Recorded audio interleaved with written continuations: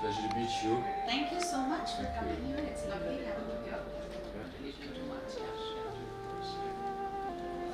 And yes.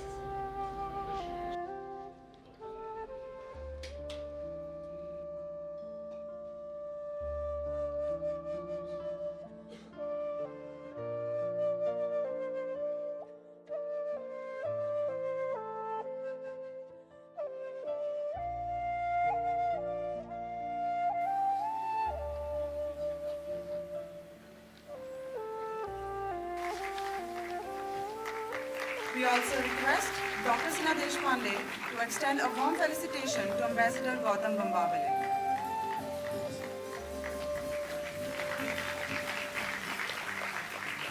On behalf of Symbiosis International University and Symbiosis School for Liberal Arts, we, Kaushal Balaji, And Pompal Zinta are extremely thrilled and honored to have with us our guest and speaker, Sikyong Penpa Tsering, head of the Central Tibetan Administration, and Ambassador Gautam Bambawale, former Indian Ambassador to Bhutan and China and High Commissioner to Pakistan, and distinguished professor of Symbiosis International University.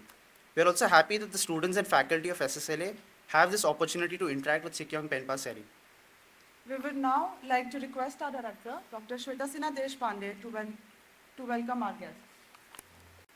Good morning, everyone, and thank you so much for being here.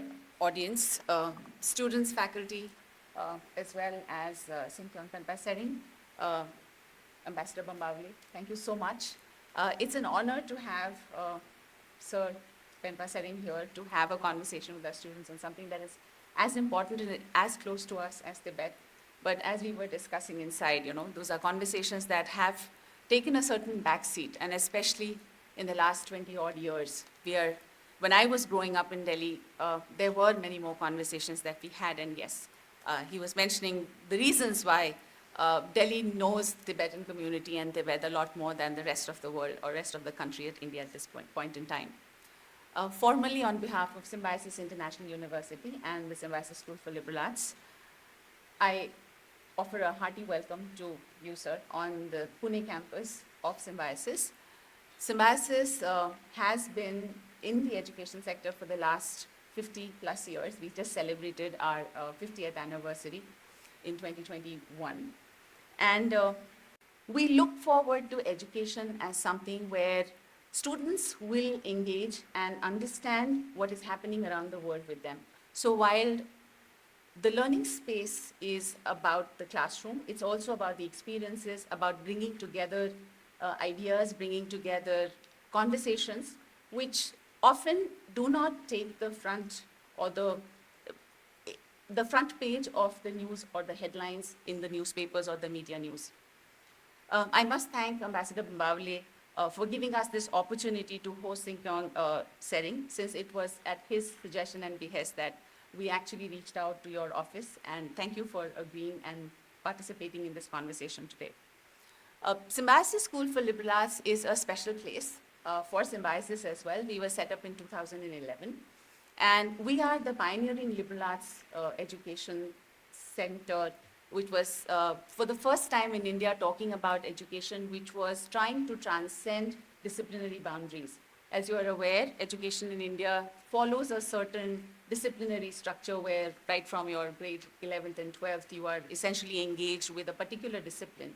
But with a liberal arts philosophy at SSLA, we tried to create a space where students would be studying, whether it's physics or political science or anthropology, along with performing arts all together.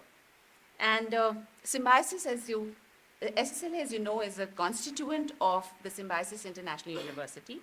The Symbiosis International University was set up in 2001, whereas the Symbiosis Center for Culture was set up way back in 1971, where our Chancellor,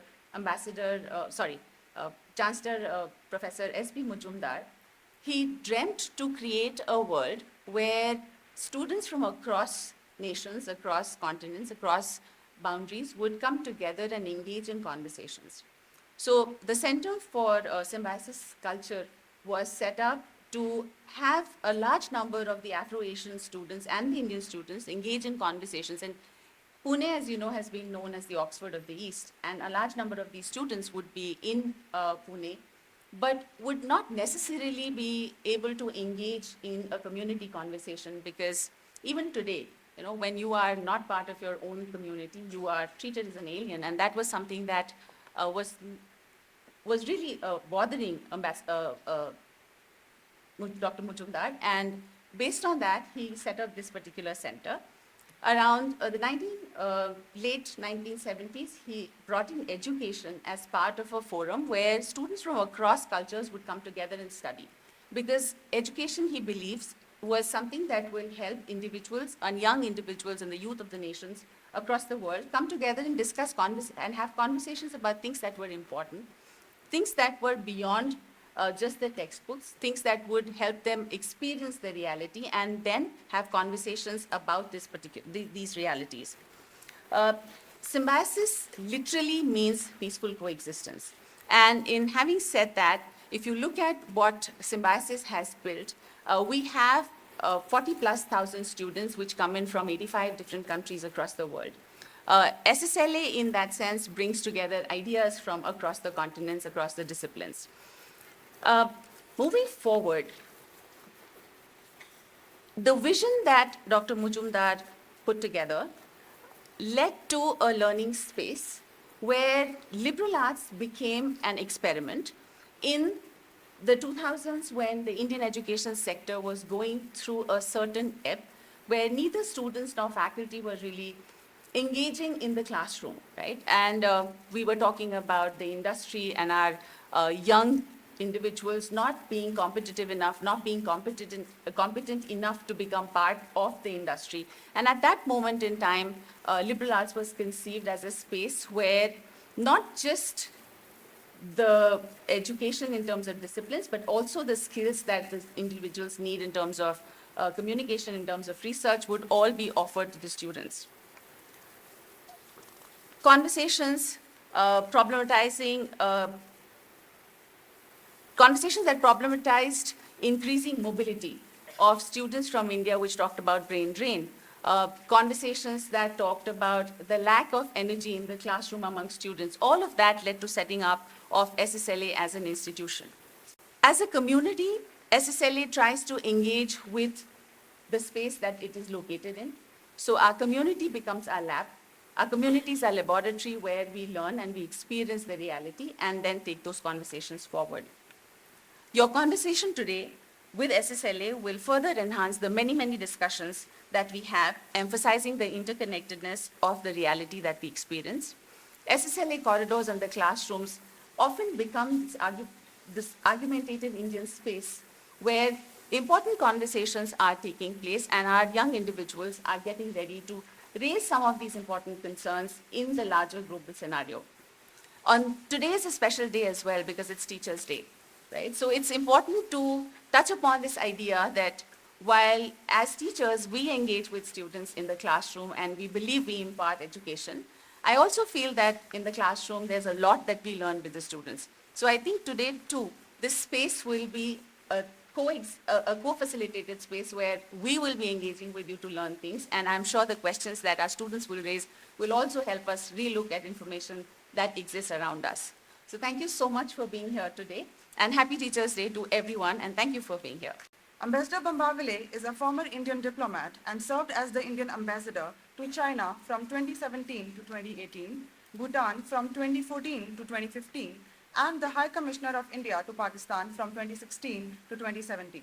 From 2004 to 2007, he was stationed in Washington, D.C. during the Indo-US nuclear deal, which transformed the ties between the two countries. He was India's first Consul General in Guangzhou, China from 2007 to 2009. He is fluent in Mandarin Chinese and German. He retired in 2018 after an illustrious career spanning 34 years. Ambassador Bambawale is currently a distinguished professor at Symbiosis International University, Pune, where he teaches a course on diplomacy and international governance at the Symbiosis School of International Studies. Please join us in welcoming Ambassador Gautam Bambawale to present the introductory remark. Your Excellency Sikyong Penpa Tsering, Director School, Symbiosis School of Liberal Arts, Dr. Shweta Sinha Deshpande, dear professors, and of course, dear students. Let me say that I am delighted to be with all of you here today for several reasons.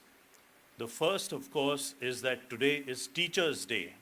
And let me extend my warm greetings to all your teachers who are sitting here in front and wish them a very happy Teachers' Day, a very fulfilling Teachers' Day, and I hope that the rest of the year is also fulfilling and satisfactory, not only for all the teachers, but also for our students.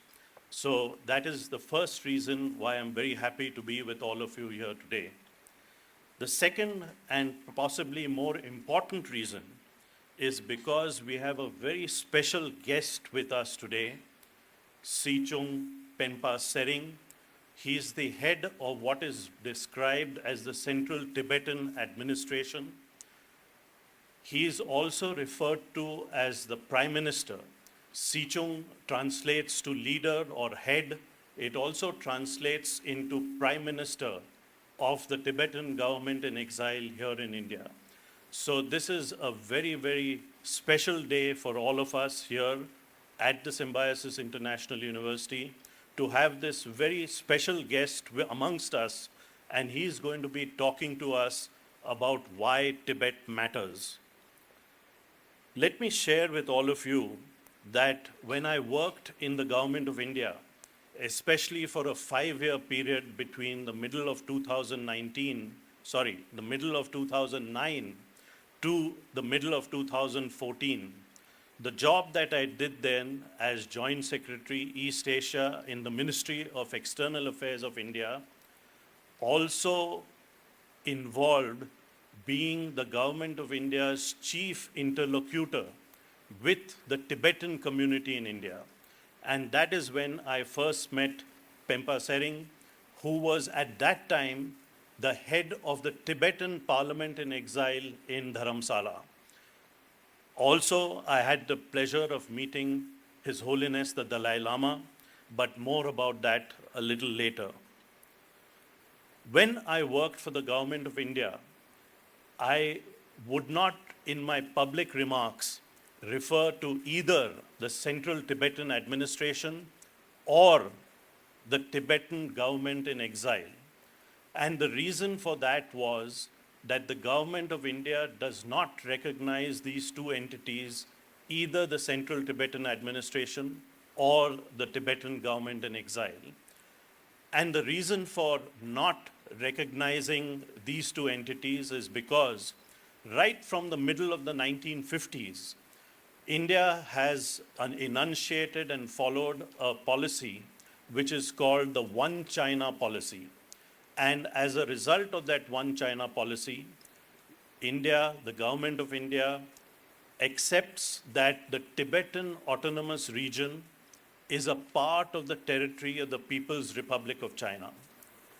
But today, having nothing to do with the government of India, being part of the symbiosis system, being part of SSLA with all of you here today, I'm delighted that I can use these two terms, Sikyong. And let me repeat that he is the head of the Central Tibetan Administration. He is the Prime Minister of the Tibetan government in exile, which exists here in India. So I'm very happy that I can say this openly in front of you all, which I couldn't do when I was working for the government of India. Now, many of you may know, but you may not know, that a few years ago, about 12 years ago, His Holiness the Dalai Lama took a very important step. Till that point of time, over thousands of years or hundreds of years of history, His Holiness the Dalai Lama was both the spiritual leader as well as the temporal leader of Tibet. It was 12 years ago that His Holiness the Dalai Lama decided that he will only retain the aspect of being the spiritual leader of Tibet and Tibetans. He decided that the temporal leadership should go to an elected leader. And that was the first time when elections were held for the post of Sikyong or Prime Minister or head of the Central Tibetan Administration. third round of elections after a particular individual had served as in that capacity for 10 years was held in 2021. And Sikyong Penpa Tsering was elected by the majority of Tibetans living not just in India but across the world, in the United States, in Europe, especially in Switzerland where there are a large community. He was elected as the head and to be the political leader of the Tibetan exile community, the Tibetan refugee community, which lives across the globe, which lives outside Tibet, which lives outside China. So he is an elected leader, and we must welcome him in Pune and at Symbiosis in that particular capacity, and also listen to what he has to say on why Tibet matters from that point of view. Many of you may know this, but some of you are so young that you will not remember it unless you have been taught it at SSLA or in previous avatars as students, that it was in 1959 that His Holiness the Dalai Lama, the current Dalai Lama, the 14th Dalai Lama, decided that he will leave Tibet, he will escape from Tibet, and he came to India. And it was then in 1959 that not just His Holiness the Dalai Lama, but a whole lot of other Tibetan refugees were welcomed and accepted by India, and many of them have been living here since then. There are certain small parts in southern India where they were developed as places where the Tibetan refugees could live, and one of them in Karnataka is called Bailakuppe, which is where Sikyong Penpa Tsering was born. He was born in India, he grew up in India. He also majored in economics, like some of you are doing here at Symbiosis School of Liberal Arts, from the Madras Christian College. And today he is the political leader of the Tibetan refugee community, not just in India, but across the world.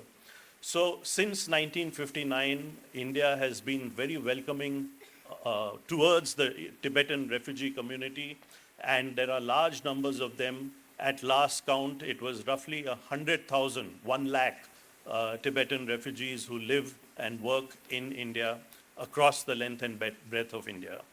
We have, of course, the government of India and the people of India have tried very hard to make them comfortable, to make sure that they get avenues of employment, etc. But it is also very important that they continue to have this status of Tibetan refugees. Many of you may be asking yourselves, and perhaps you may ask Sikyong later, that why don't all of you just become Indian nationals? The idea is that that will not suit the purpose of an independent Tibet or a free Tibet or autonomous Tibet within the People's Republic of China. And therefore, what we do is that the government of India issues a special travel permit or a special travel document, which is not the Indian passport. It is a special travel document on which many of the Tibetan people travel across the world. Many of you may have heard that His Holiness the Dalai Lama was in the United States recently for a major surgery. He, when he traveled at that point of time, would have traveled on that kind of travel document issued by the government of India. So that is a little bit of a fact which I thought I'd share with all of you today.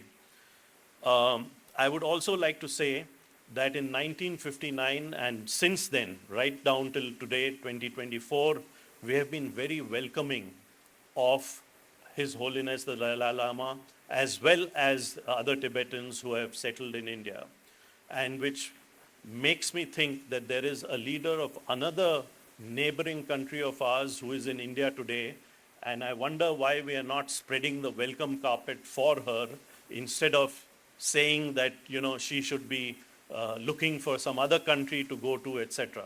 But these are my own thoughts, not that of any government or not of Symbiosis International University.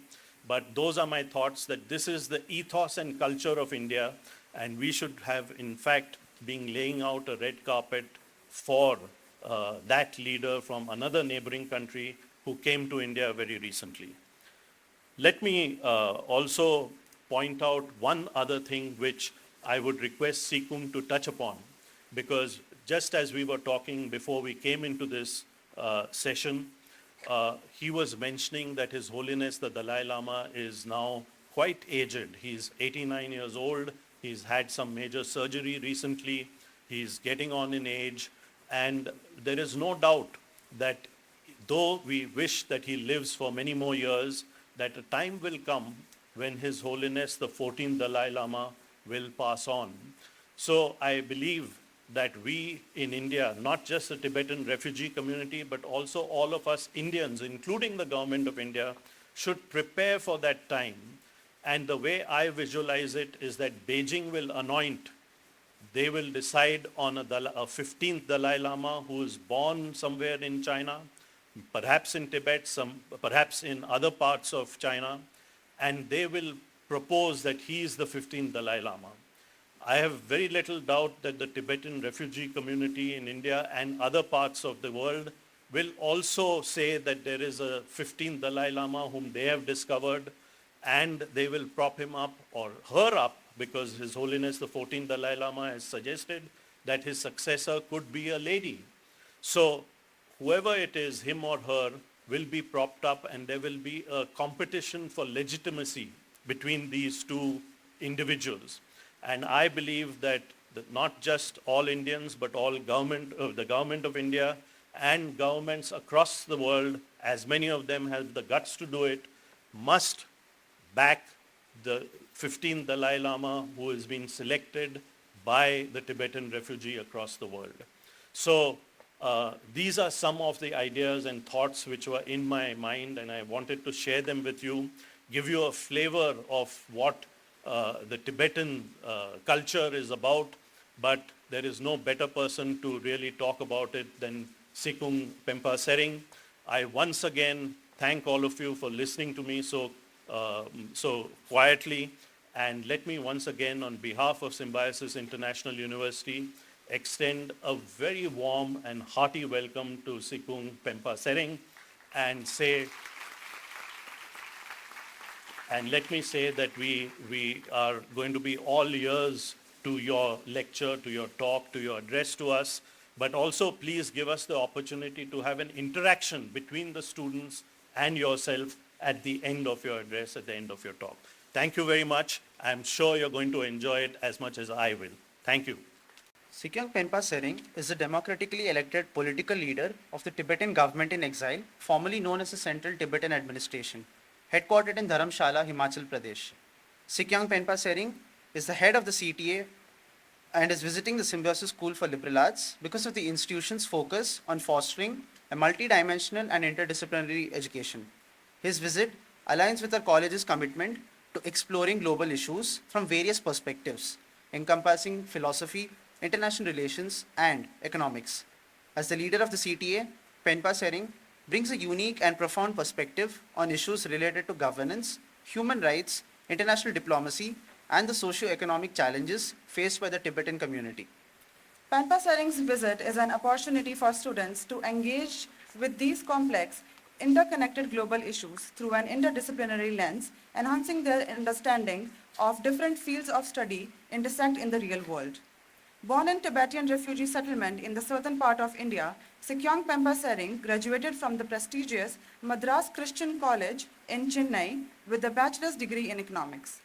Along with many other young Tibetan refugees in India, he actively participated in raising awareness about the issues concerning the Tibetan community. Sikyong Penpa Tsering has remained committed to the Tibetan cause and actively engaged in the Tibetan political movement since his college days.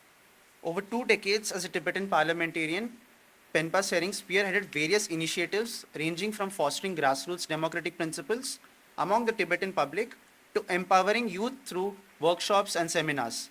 He served as a dedicated representative of the Tibetan people, actively working to enhance the movement's diplomatic relations and advocacy efforts at national and international levels. Sikyong Penpa Tsering has been one of the longest serving members of the Tibetan Parliament in exile, having served from 1996 to 2016, and the last 2 terms as Speaker of the House. Subsequently, he served as a representative of the Dalai Lama and the CTA to North America. We hope that today's discussion provides everyone in the audience with a deeper understanding of the challenges faced by the Tibetan people as shared by a distinguished guest. With that in mind, it is our honor to invite Sikyong Penpa Tsering to the podium to share his insights and deliver his address. Good noon. I think this is a rather unusual session where we meet during lunchtime.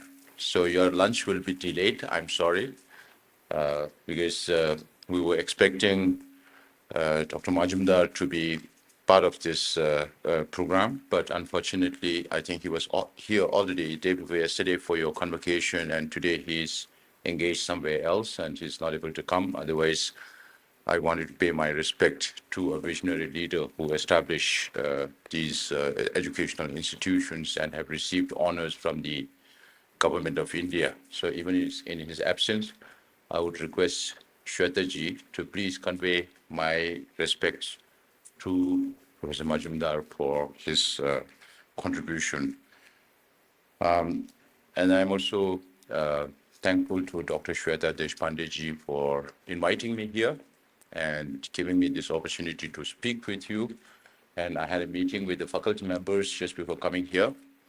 And I came from Delhi this morning, and I'm leaving by 4:00 flight back to Delhi and to be back in Dharamsala tomorrow morning. And one reason why I think Dr. Shweta accepted to receive me here is also the recommendation of Ambassador Bambawale. Actually, he has more knowledge, more experience, having been in China as a consulate general and also ambassador of the government of India, and having also served in Pakistan and Bhutan, all the neighboring countries. He would, I'm sure, maybe once I go back, he can expand on some of the subjects that we discussed here. My name is Penpa. In Tibetan, Penpa means Saturday, it's Shani. And we have a lot of names named after days like Monday, Tuesday, and we have also more spiritual names which are much more intricate. So you can see that this name is very simple name. So surely it's my father who gave me that name. Most simple name, Penpa Tsering. Tsering means long life, so maybe my parents wish me to live long. And I was born in Bailakopi, as Ambassador mentioned, in 1966-67. So I still don't know my birthday because we are 9 brothers and sisters. So my mother forgot all the dates, and I have no birthdays, nothing. Maybe some of you may have heard about Tibet. Some of you may have met Tibetans, but yeah, we live under the illusion that since we have lived here for 65 years in India, many Indians would know about Tibet. But unfortunately, even people at high places, many people at high places don't know about Tibet. So that is why, aside from me going around the world, meeting with different governments and explaining things about Tibet to them, it's also important that I reach out to universities as much as possible. So beginning this year, we did St. Joseph's University in Bangalore and Ramaya University and the Ladies College Mount Carmel's, the 3 universities there, and we plan to cover more universities in the future because it's very important that young Indians understand their neighborhood because it concerns their security, right? So I will not go into the big details of the geopolitics and all that, but cover the basics because some of you may have very fuzzy idea of what Tibet is, where Tibet is, how big Tibet is, the geostrategic importance or the environmental importance of Tibet or the importance of Tibetan Buddhist culture. So as Ambassador Bambawale mentioned, His Holiness left Tibet in 1959. In 1950, Chinese army invaded Tibet forcefully from eastern Tibet. 1951, we were forced to sign this so-called 17-point agreement under the threat of war and destruction.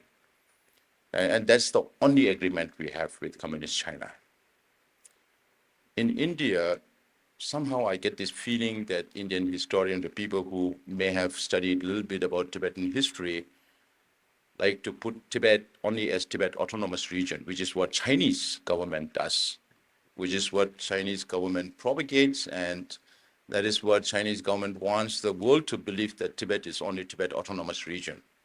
So there are two regions outside the autonomous region where my father comes from, or where His Holiness comes from, is the northeastern Tibet called Amdo, and then half of Kham, the eastern Kham, is in the southeast of Tibet, that are outside the Tibet autonomous region. And no sooner after coming into exile, and His Holiness was a visionary. He went to China in 1954-55, and he saw how communist government functioned. Everything looked very disciplined, but nobody had the freedom to speak their mind. Then in 1956-57, His Holiness was in India during the 2500th Buddha Jayanti, and His Holiness even went on pilgrimage to many areas, but also visited the Indian Parliament. It was very few years after Indian independence, but he saw that it was quite chaotic in the Indian Parliament, but everybody had the freedom to speak. And so when we came into exile, not even 1 year after coming into exile, where some 85,000 Tibetans preceded or followed His Holiness, the Dalai Lama, into exile in India, and we, even though our language came from India, our script came from India, we don't understand any Indian languages. Our people were not used to the heat in India because we always lived in the mountains. And we had no skill whatsoever. So because of climatic conditions and dietary problems, many of our people died. And later, they were put up in the foothills of Himalayas in Chamba, Dalhousie, Shimla, Manali, all these places. The only thing we could do was hard labor. So we were put up in the foothills to work on road construction. So if you travel around Dalhousie, Chamba, Manali, you can imagine the Tibetans at one time used to build those roads. Then, of course, it was very difficult. Our people had no idea about what democracy meant, what organs of democracy you need, and all those. And we were first, His Holiness first came to Mussoorie, and then after 1 year, on 1st May 1960, he moved to Dharamsala, where we are located today. And some say that Dharamsala is further away from Delhi, so it's more suitable for the Indian government, that others don't go and meet the Dalai Lama as much as they would like to. But this is just one of the stories, need not necessarily be a fact. But the fact is that we are now based in Dharamsala, and that's where we operate from. So first 30 years was difficult. Then 1991, His Holiness decided that he will empower the parliament. So depending on how much the public are able to absorb the systems and norms of democracy, then he introduced more and more reforms. So in 1991, he empowered the parliament and make it a full-fledged legislative body. And then 2001, His Holiness started saying, I'm semi-retired. So he did not handle the administrative work, more to do with political relations with China. Then 2011, he decided to devolve all his responsibilities, both administrative and political. And since then, the Sikyong, or the political leader, has been taking the responsibility. So one of my predecessors served for 10 years. This is my first term, and I'm in my 3.5 years of my first term. So this is a little bit about Tibetan democracy. And now in my responsibility, the Tibetan democracy in Dharamsala is very unique, very different. In fact, Acharya Vinoba Bhaveji had written about party-less democracy. So we are the only practicing party-less democracy in the world. So if you have to stand for my position, you have to campaign in more than 25 different countries if you have the resources. But fortunately, in 2021, pandemic was going on, and I campaigned online from my farm in Bailakupi, and I didn't go anywhere. But still, I won the election. Then, as Ambassador Bambawale said, we are not recognized as a government in exile by the government of India. But the government of India has been kind enough to close one eye and open another eye and make us exist in Dharamsala. And we have also been very careful in registering all our organizations under societies registration or trust, other kinds of registration within the Indian law. Because we live in India and we have to conform to Indian laws. So even if we have a government in exile in Dharamsala, we have our judicial system, the Supreme Justice Commission, which functions more like an arbitration under the Indian law. If it is criminal issues, then it goes to Indian courts and police. We don't handle criminal cases. We handle only civil and administrative cases within our community. We have our parliament in exile representing the 3 provinces and the religious traditions of 45 members. And the cabinet, myself as a Sikyong, and I can nominate 7 ministers for 7 departments, religion and culture, where we oversee about 292 monasteries and nunneries in India, Nepal, and Bhutan, with about 40,000 monks and nuns. But you'll be surprised to find the numbers. The demographics are changing, the Tibetan numbers are going down, and the Himalayan numbers are going up. So out of the 40,000 monks and nuns in India, Nepal, and Bhutan, today about 60% of the monk and nun population are from the Himalayan region, from Ladakh to Laos, Spiti to Nepal, Sikkim, Arunachal Pradesh.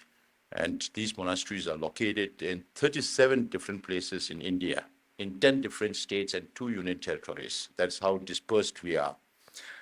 And the Department of Home is responsible for rehabilitation of these Tibetan settlements, and we have Department for Education. We run about 62 different schools in India, and then other departments like finance and security, health, where we have both allopathic and Tibetan medicine, and then we have a Department for Information and International Relations, through which we reach out to the world. So we have one office in Tokyo, one office in Canberra, one office in Taipei, Delhi, Kathmandu, Moscow, Joburg in South Africa, and then we have an office in London, Brussels, Geneva, a smaller office in Paris, one office in Sao Paulo for the whole of South Africa, and one office in Washington, D.C. for North America. That's how we try to reach out. So we have very limited resources, both human and financial. So just to give you an idea of how we function, the exiled government. So we are, today, I have been traveling around the world. I've visited more than 25 different countries in the last 3 years, 2.5 years to be precise. And now we can say for sure that the Tibetans are the only people with a fully functioning democratic polity in exile. So others are trying to learn from us. Even Uyghur people who are going around the world advocating just as same as we are doing, they don't have a structure like that, so they are not answerable to bodies. So that is why I have to spend half of my time to manage this democracy, to manage the administration in Dharamsala, and half of my time to reach out to the international community and to speak about it. And today's visit also happens to be one part of that, and we intend to cover universities more into the future. Having given you a rough outline of our exiled existence, we'll focus on the global significance of Tibet. Even for the young Tibetans, I tell them, first, you have to understand the importance of your country. Then only you will have a feeling to work for that cause.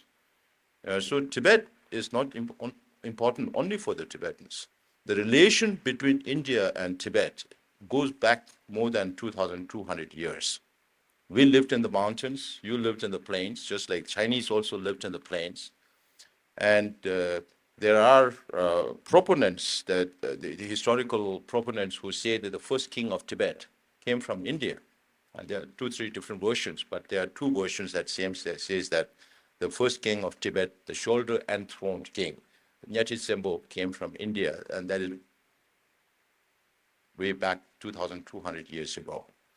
Then a sacred text, a Buddhist text, was received by a Tibetan emperor, which could not be deciphered because there was no Tibetan language and Tibetans didn't understand any Indian language.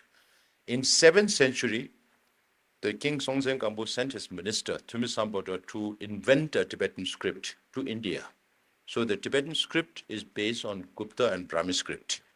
So even now, if I read the alphabets, you will find it very similar to Hindi. In Tibetan, we have only 30 alphabets, ka, ka, kanga, cha, cha, chanya, ta, ta, tana, pa, pa, pa, ma. So in Hindi, you have ka, ka, ga, ga, nga, right? So one extra consonant. And then we have only 4 vowels, e, u, e, o. Hindi, you have a, e, u, e, o, aha, so many vowels, right? So the Tibetan script also comes from India. Then Tibetan Buddhism came from India, not from China. Today, China claims that Tibetan Buddhism also came from China just because Chinese princess was married to a Tibetan king in 7th century. And she brought a Buddha statue. The same king had a consort from Nepal also. So in that sense, Nepal can also claim its sovereignty on Tibet. So that doesn't work. So the Chinese government keeps saying Tibet has been part of China since antiquity or ancient times. Now we don't know when that ancient times is. But if they're talking about 7th century, Tibet was a huge empire, one equal amongst the Mongols and the Chinese. In 8th century, we even invaded the capital of China, Shenyang, and put a puppet emperor there. And our empire also extended up to the present-day Uzbekistan at one time. Then, 8th century, we had Shantarakshita come into Tibet, Padmasambhava come into Tibet, and they introduced Buddhism into Tibet, and we developed institutions to study Buddhism. And today, as His Holiness says, we follow the Nalanda tradition of Buddhism, where the focus is on logic, reasoning, and so that is our age-old connection. It's not, we lived in the mountains, but not many Indians would come into Tibet. They were Indians, but they were mostly masters. So before Buddhism vanished out of India by 13th century, from 8th century to 13th century, many Tibetan scholars walked over the Himalayas. Some of them, like Marpa, visited India 3 times in his lifetime to study Buddhism from India. And they started new schools in Tibet, like the Sakya lineage or the Kagyu lineage, and later the Geluk tradition. So we have several Buddhist traditions inside Tibet. So this is, again, just to give you an idea about our relation with India. And we transliterated every available Sanskrit and Pali text, Buddhist text, into Tibetan. And today we are the only country which has become a repository of one part of ancient Indian wisdom that is manifested in the messages of His Holiness Dalai Lama to the world in terms of compassion, karuna, and all those, which are basic values that came out of India. So we are very proud to tell the world that we are a repository of one part of ancient Indian wisdom. Now, coming here, the global significance of Tibetan Plateau. The first is the geostrategic importance of Tibet. Here it's written as geopolitical, but the location of Tibet, right in the middle of Central Asia, and the whole plateau, the plateau is bigger than Tibet. Of course, it extends into Afghanistan, Pakistan, Indian Himalayas, up to Burma. But if you look from the Bay of Bengal, that is how you see Tibet. You don't need natural boundaries to be drawn on that. The geographical location itself. And if you look at another map, you will also see that Tibet emerged out of the tectonic shift between the Eurasian plate and the Indian plate. And if you look at the mountains also, you will see the mountains shaped like that, but because of pressure of the tectonic shift. So Tibet is very, very high. Right? We call ourselves, our land. In our prayers also, we say, in the Tibetan language, you can see Khangri Rabe Korbe Shinghamte. In English, it's the heavenly abode, encircled by snow mountain ranges. Now, why do we call Tibet the land surrounded by snow mountain ranges? That is because we have this one. So these are all the mountain ranges. You have the Himalayas in the south, Karakoram in the west, Kunlun and Taklang in the north, Thangla Mountains in the north. There's so many mountain ranges in the east. So Tibet is fully covered by snow mountain ranges, and that's how we describe ourselves, the land heavenly abode surrounded by snow mountain ranges. Right? Then later, from late 16th century, Westerners started coming into Tibet.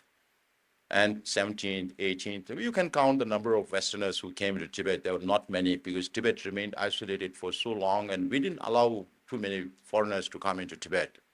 So the Westerners started calling Tibet the roof of the world. At least what I saw in 1906, a book written in 1906 called The Frontier Province by a Christian missionary who visited Tibet and China frontier, had called one of his chapters as Roof of the World. And maybe since then, people started calling Tibet Roof of the World because of its altitude. So we are talking about average altitude of 4,880 meters or 16,000 feet above sea level. Last time I was in Japan or in New Zealand, I was asking them, which is your highest mountain? They said, Mount Fuji. How high? 3,700 meters. And I said, that's like base camp in Tibet. You start climbing from there. So that's how high Tibet is. And because of its altitude, it has its significance. So it's the Tibetan area is also, here it's written as 2.5 million square kilometers. And China overall is 9.7 million square kilometers. Tibet is more close to 2.37 million square kilometers. So this is about a quarter of China. And that's also a problem because it's so vast. China needs all these resources. And initially it was more for strategic reasons. Now it has a lot more implications. Why Tibet is also important for China and why they are not letting go. Today, this is also just to show you how high Tibet is in terms of altitude. Tibet used to be called as the third pole. In the 1930s, somebody coined that word, but it was not used pervasively.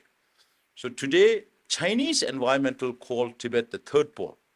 Why Tibet is the third pole? That is because aside from North Pole and South Pole, Tibet has the largest amount of glaciers and permafrost that feeds all these major rivers in Asia. So this is the map of glaciers, and it's melting very fast. The melting of glaciers on North and South Pole are 3 times the global speed, and on Tibet, it's more than 2 times. So it's melting very fast, and it has a lot of implications, not only for Tibet, but for the whole region. And then you have the environmental importance also connected to the rivers that originate from Tibet. So if you look from the east, you have the Yellow River and the Yangtze River that originates from the Tibetan Plateau. If it is not for these 2 rivers, China cannot support its 1.4 billion people.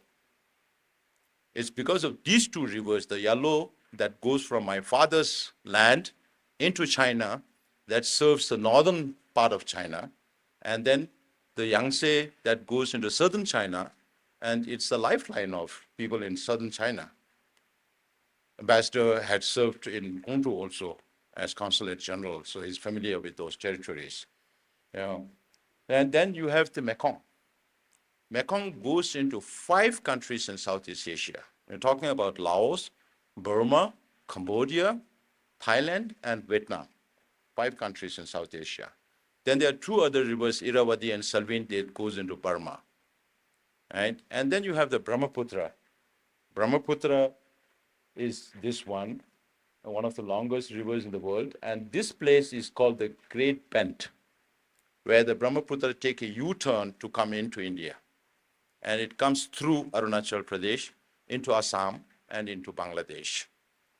Now, the Chinese government is building a dam on this Great Bend, which is twice the size of Three Gorges Dam, which is the biggest in the world.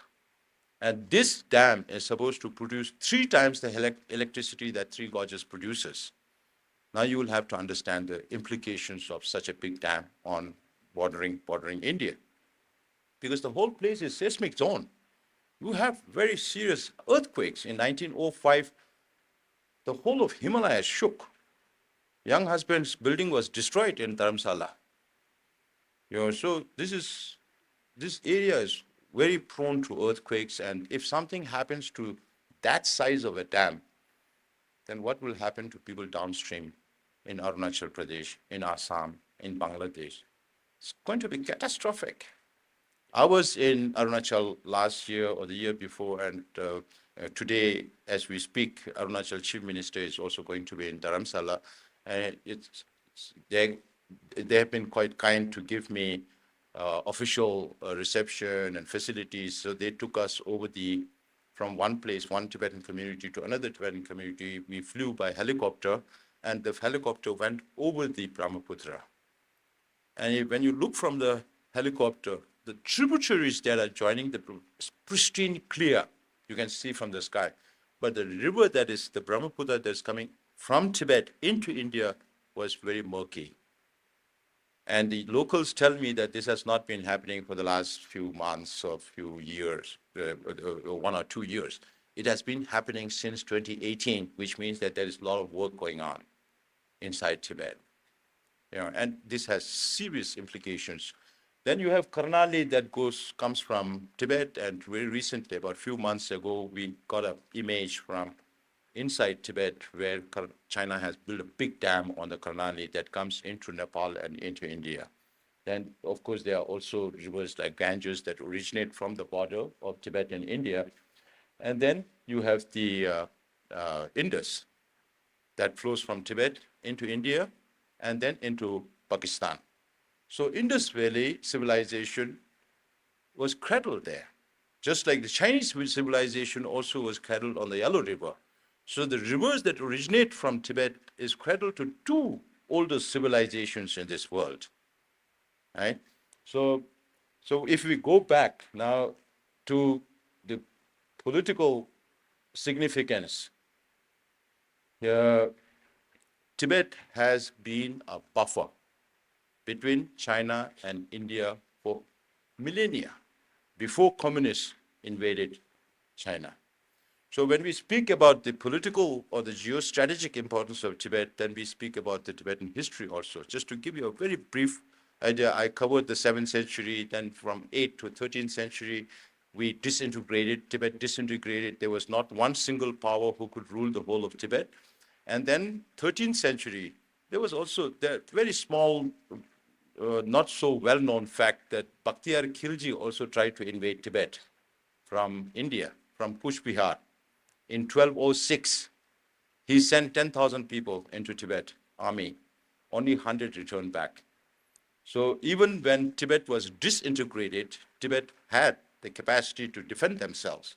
And that is the beginning of 13th century, when Genghis Khan was becoming a major power in Central Asia. And we had relations with the Mongols before, but particularly in the mid-13th century, about 1247, we already had relations with the Mongols, with Kublai Khan's father and with Kublai Khan. By that time, Kublai Khan was also only a Khan in Mongolia. Kublai Khan invaded China in 1271, and then it became the Yuan dynasty. So for Chinese historians, Yuan is only between 1271 and 1368, when the Kublai Khan and his successors ruled China. But the Mongols were there even before that. Mongols were there even after that.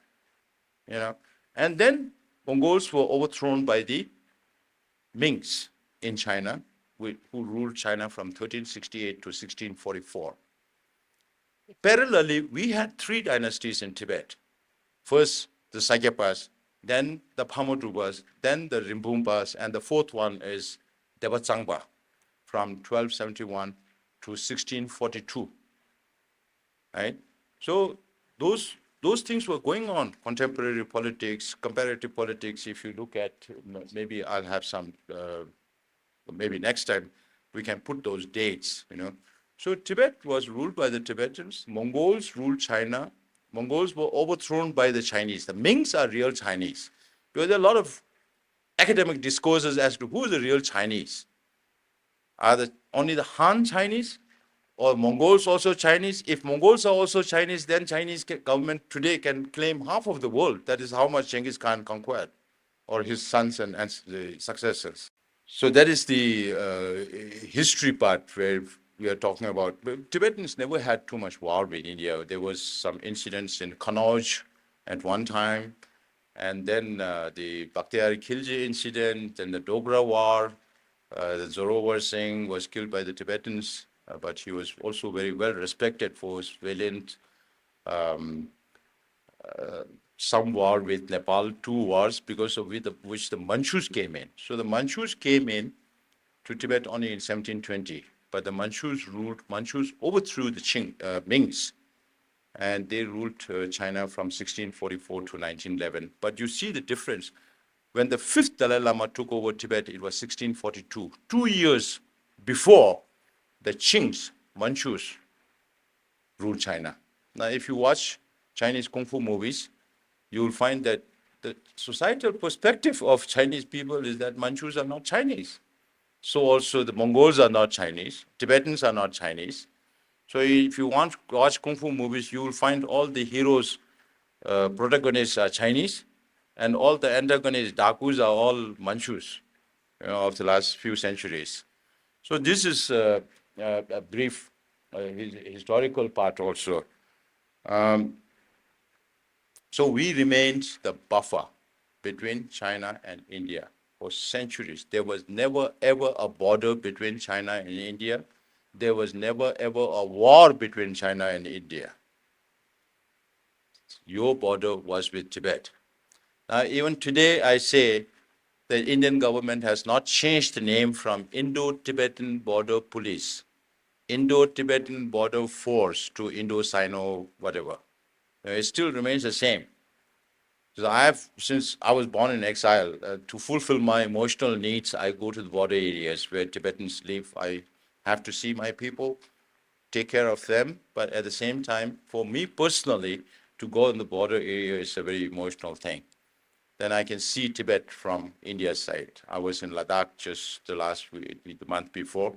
So I've been to Arunachal Pradesh, Lachen Lachung in Sikkim, so almost all the border areas, to see Tibet from the Indian side. So in future, if we are able to, what we are seeking now is middle way, not seeking separation from China, because there is no way we can fight the Chinese. It's 1.4 billion, and we are only 6-7 million inside Tibet, and only about 130,000, 40,000 in exile. So even if we want to fight with the Chinese, it doesn't make sense. If we use violence, then it'll become another tool in the hands of the Chinese government to call us a terrorist. So we have to be balancing our approach internationally and with the Chinese government also. So the geostrategic importance of Tibet is not limited only to India, but to the whole region, because we have borders with, now not Pakistan, but at least with India, Burma, Nepal, Bhutan, Burma, China. On the north side of Tibet, our ancestors never knew that there was a Chinese neighbor on our northern side. China was only on the eastern side. China built the Great Wall to keep the barbarians away. And today, the Great Wall has become the vertebrae, the main backbone of China. The map has expanded. And that also shows their hegemonistic ambitions. So the geostrategic importance of Tibet and the ecological importance environmental importance of Tibet, we just talked about the rivers, but there are so many others. Just recently, there was a report from the Chinese government that they sent 7,000 researchers in all of Tibet to find out about Tibet's flora and fauna, and they found that there are some species which have been declared extinct, but still it's there in Tibet. And because of its altitude, it has its very unique flora and fauna, which are not there in many other parts of the world. And then we also talk about the importance of Tibetan Buddhist culture, which His Holiness always emphasizes. As we speak, there are 55 conflict zones in this world today where violence has overtaken peaceful initiatives. So the most prominent ones, we know about Ukraine, we know about Gaza, Israel, but there are another 54 conflict zones, not just restricted only to these areas. So when there's so much conflict in this world, the message of peace, message of nonviolence, message of compassion that originated from India, and His Holiness has become a messenger of those messages. And we also try to follow His Holiness to send these messages across the world, that peace and nonviolence is the only means to bring, stability or happiness in this world, not war. What is happening now is creating more problems for future. How many people are suffering now?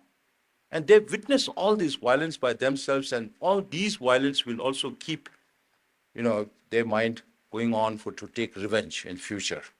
So this violence always begets violence, more violence, as Mahatma Gandhi ji said, an eye for an eye will make the whole world blind. So this is not one. So now what we are seeking, the present dispensation, after I came into the office of Sikyong, of course, we are very committed to the middle way policy. Middle way is a Buddhist concept where you avoid extremities or polarities, right? But when you say middle way, there has to be a recognition for polarities. Otherwise, there is no value for middle way. So when we say polarities, again, there could be so many issues, social, economic, education, politics, religion, all that, but I am restricting myself to the political question. So the one extremity is the present situation of occupied Tibet under the repressive Chinese government. And the other polarity is the historical status of Tibet as an independent state. And I see this trend in India. They say, oh, Tibet became independent from 1913. Then what about earlier days? Where was China when young husband led an expedition into Tibet in 1904 and invaded Lhasa? Where were the Chinese army if Chinese were ruling Tibet? It's not there. And China was at its weakest in the mid-19th century.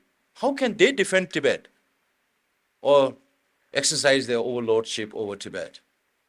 So you have to study the whole history and then come out with your assessment, not just pick from here and there and they say, oh, Tibet became, for the whole international community, they feel that Tibet became independent only from 1913.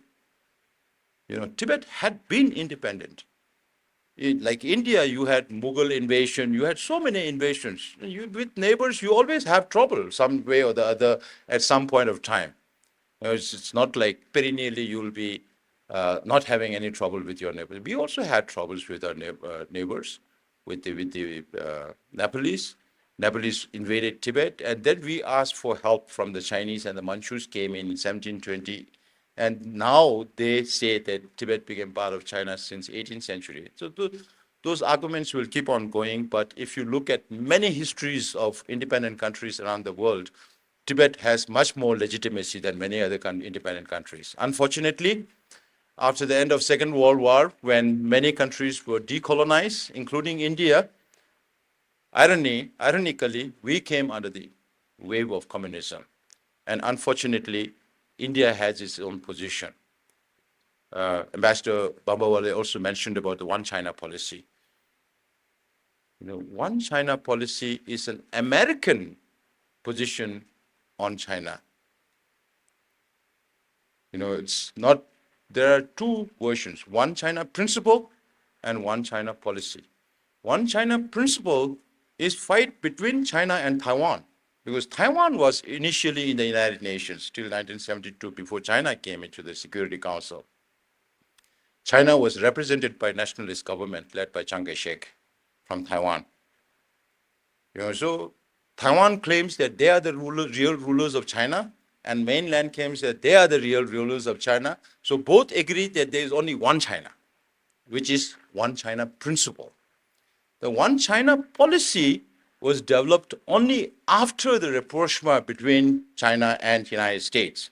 Starting from mid-60s, Kissinger started going into China, make friends with Mao and Mao's people, even when the Cultural Revolution was going on. And then in 72, there was a joint communique between China and US or re-establishing formal contacts. And they could do it only in 1979. So the 1979, the establishment of formal relations between China and the United States talks about the One China policy.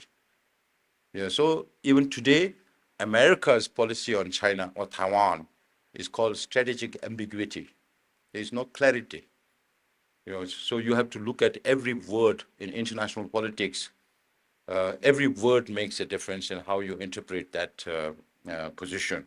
So this is also one thing that we need to understand when you deal with China, what One China principle is, what One China policy is, and then many countries say we also follow the same One China policy. So, of course, there are a lot, it's very complicated history. Students who are studying history will have much better idea. And students who study international relations will also have to go through all these details of international. And then just recently, Ambassador Dalip Sinha ji had also written a book on Tibet called The Imperial Games in China. And just like Ambassador Bambawale, when they retire, they speak more about Tibet. And we have our old friend, also a former Foreign Secretary, Nirupama Rao, who had written a book called Fractured Himalayas. So all these are coming after they retire, but it's good for us to educate about Tibet and Tibet's situation as to how all these situations evolved over the years.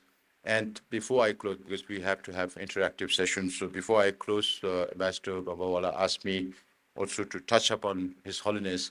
His Holiness is now 89 years old, and he's going to be 90 by July 6 next year. And he spent all his life reaching out to the international community, spreading the messages of peace and nonviolence. And he also says that I'm son of Indian soil. I'm a messenger of India. So you have a very good messenger in a Tibetan. Of course, we like to look at the bright side of things. We lost our country. Very sad.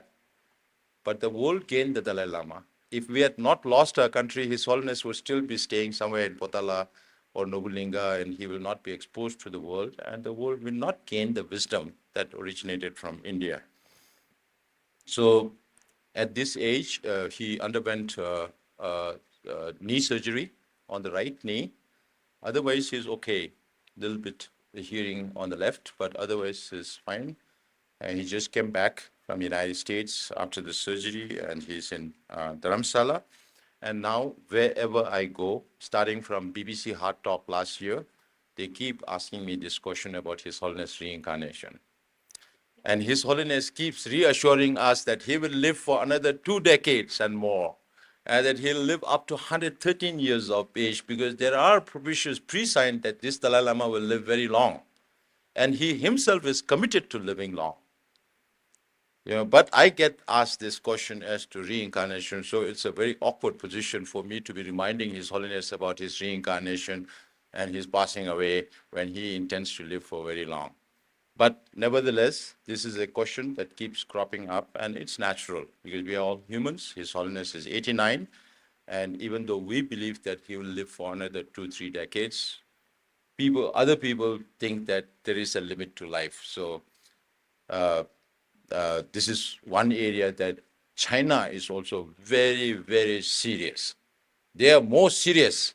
They don't care about the living 14th Dalai Lama, but they care more about the yet to come 15th Dalai Lama, because they know that they can politicize this, and if they can control the reincarnation of the Dalai Lama, they can control the Tibetan people.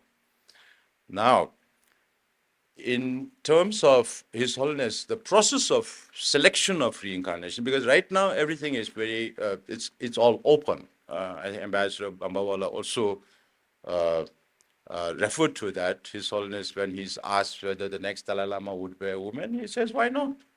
Could be a woman. And sometimes His Holiness says, I could be the last Dalai Lama. And sometimes, of course, people say it could be an emanation. Emanation is appointing somebody before your own passing away.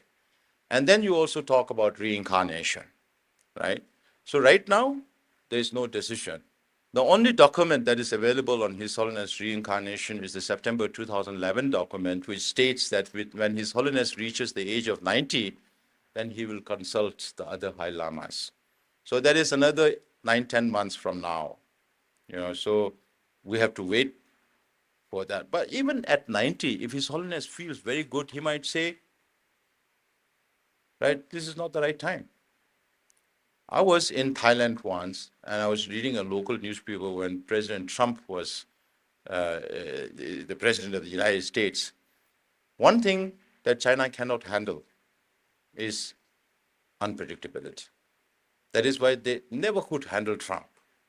So when I visited Thailand, I read a local newspaper where it says the Chinese business people are going to oracles to find out what Trump is going to decide next.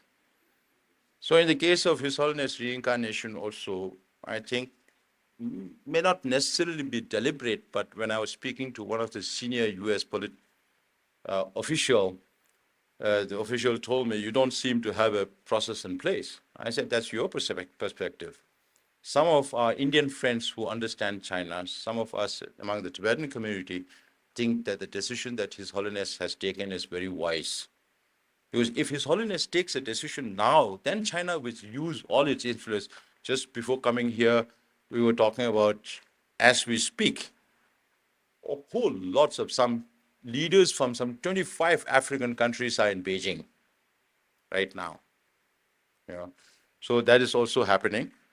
So the process of the selection of the Chinese government passed a law as early as 2007 called Order Number 5, where the Chinese state will be responsible for recognizing what they call as living Buddhas, and we call it reincarnated lamas. So the government who does not believe in any religion wants to be responsible for recognition of reincarnated lamas. That's blasphemous. Right? So they're going to that extent, and they're spending a lot of time and money.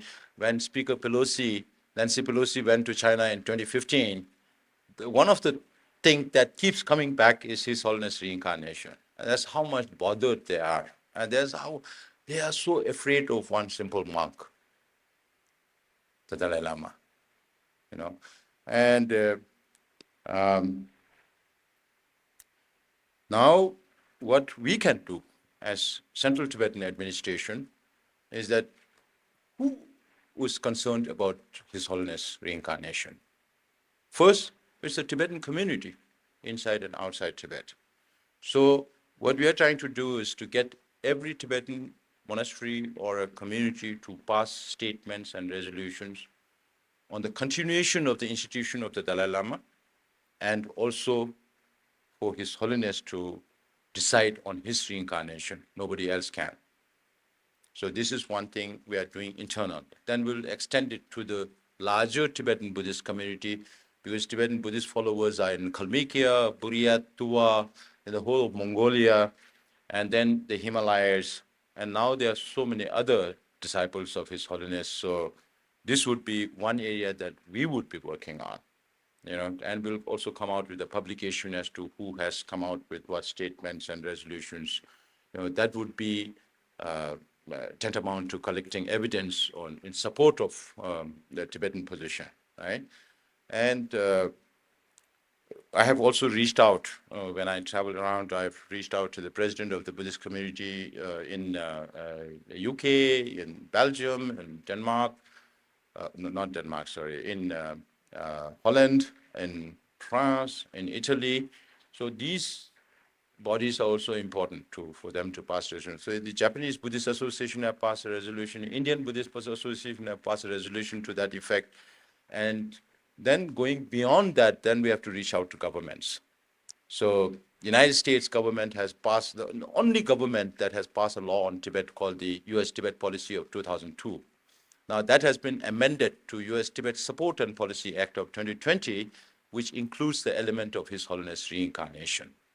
Right. So protocol-wise, of course, CTA will be responsible. We are already preparing a draft, and whoever succeeds me till that time of eventuality, this will be updated and upgraded depending on this change in circumstances. But when it comes to the actual selection process, then even Central Tibetan Administration will have no role in this. It'll be a purely religious process, and I, ordinary person like me who has so much faith in His Holiness, also have this faith that His Holiness will definitely take the responsibility about his reincarnation. whether it's in terms of messages, but some messages have been very constant. Since 1969, His Holiness said that whether there should be a next Dalai Lama or not will be decided by the Tibetan people. That has been consistent.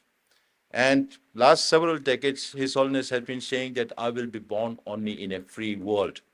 So if Tibet is not free by that time, he will not be born inside Tibet, that's for sure. Right? Now I tell the Chinese government, if you look for one Dalai Lama, Tibetans will definitely look for another Dalai Lama. And I tell them, do you want a lifelong headache or not? It's not going to be one-off incident where people come protest and you send police, security personnel and quash them. It doesn't happen. Xi Jinping won't be alive by that time. If there are two Dalai Lamas, it's going to be a lifelong problem.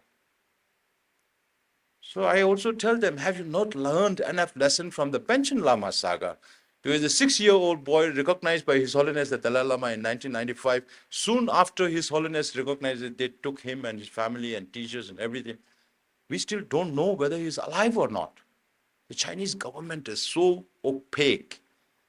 Somebody was saying, if you call me a China expert, I will not accept that because they cannot be a China expert because China is so opaque. But if you say you are a China watcher, it's fine. But they cannot be experts on China because the system is so opaque. So this is which I hope I've made this a little bit clear. Of course, there are a lot of things we can talk about. Tibettv then. So now when I reach out to governments, I tell them, if you keep repeating the statement that Tibet is part of PRC, then you are going against international law. Because whether it's happening to Ukraine today or happened to Tibet 74 years ago, it was the same international law. The only thing was the interests of the nations were different at that time, right? And the second thing I tell them is, on the one hand, you keep saying we support Tibet. On the one hand, they keep repeating like a parrot what the Chinese government wants them to say, that Tibet is part of China. And on the other hand, they say, oh, we support negotiation between the representative of His Holiness Dalai Lama and the Chinese government. Then I tell them, you yourself are contradicting yourself because you are removing the very ground for negotiation. When you already say that Tibet is part of China, then where is the reason for China to come and talk to us? And the third thing we tell them is that, why do you think Chinese government is asking every government to say Tibet is part of China? Why not Mongolia? Why not the Uyghurs? Why not the Manchus? Why only Tibet? That is because the Chinese government knows that they have no legitimacy of their rule in Tibet. And they are trying to seek that legitimacy from the international community. Even today, when I say something, and the Chinese Foreign Ministry says something, they always say the Tibetan government in exile is not recognized by any government in this world. That is why we have been working. We changed our strategy to be committed to the middle way, but at the same time, we are seeking recognition for the polarities. The one polarity, we keep talking about it, the situation inside Tibet, no political freedom, religious freedom whatsoever, and impacts on the Tibetan climate and environment and all that. But so these days I carry, this is of course, you can read this book, the former Foreign Secretary Nirupama's book is also there, Fractured Himalayas. This is Dilip Sinha's, Ambassador Dilip Sinha's book called The Imperial Games in Tibet.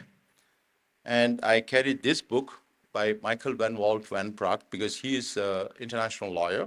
He did international law, and he had come out with books on Tibet, the legal status of Tibet, and he looked at history of Tibet from a legal perspective. There's a Tibet-Yuan relationship, Tibet-Ming relationship, Tibet-Qing relationship, and as per international law today, because he worked with more than 100 scholars from Inner Asia over 8 years before he came out with this book. And he established the fact that Tibet has never been considered part of China under international law.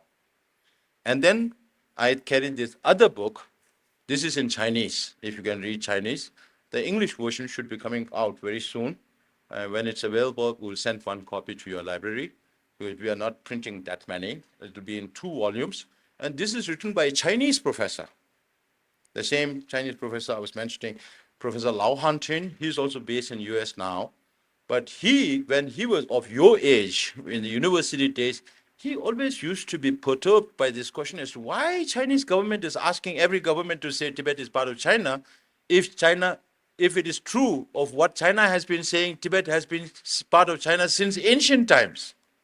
Then why they have to ask governments to say Tibet is part of China at this point of time? And he was very intrigued. And then he, after retirement, he looked at Chinese Communist Party website on all the imperial historical records he downloaded. Now it's not available because Chinese government has taken off. So, but all those materials are available with him. And he studied Yuan dynasty, the imperial historical records of Yuan, imperial historical records of Ming and Qing. And he proves that imperial China, whether if you can consider the Mongols and Manchus as Chinese, have never considered Tibet as part of China. And it's coming from a Chinese scholar. So these are very strong arguments. And it has been several years since these two books came out, and Chinese government have no response to these books. Normally, they always come out with a white paper. They love to come out with white paper because everything inside is black, right? And everybody says communism is based on foundation of lies. And to cover one lie, you have to tell another lie, another lie, another lie. And they are always in denial mode. Of course, there are a lot of things we can talk about present China, but I will just say that China is not as strong as we all think, or many countries. I was in Brazil, I was in Mexico. Oh, China is monolithic. I said, China is not as strong. Maybe we can cover that during the interaction. So thank you very much for your attention. And I hope I have been able to shed some light. Maybe next time you meet another Tibetan, you would say, oh, your Sikyong came and talked about Tibet to us, and now we understand Tibet a little better than before. If that happens, then my purpose of coming here is served. Thank you so much.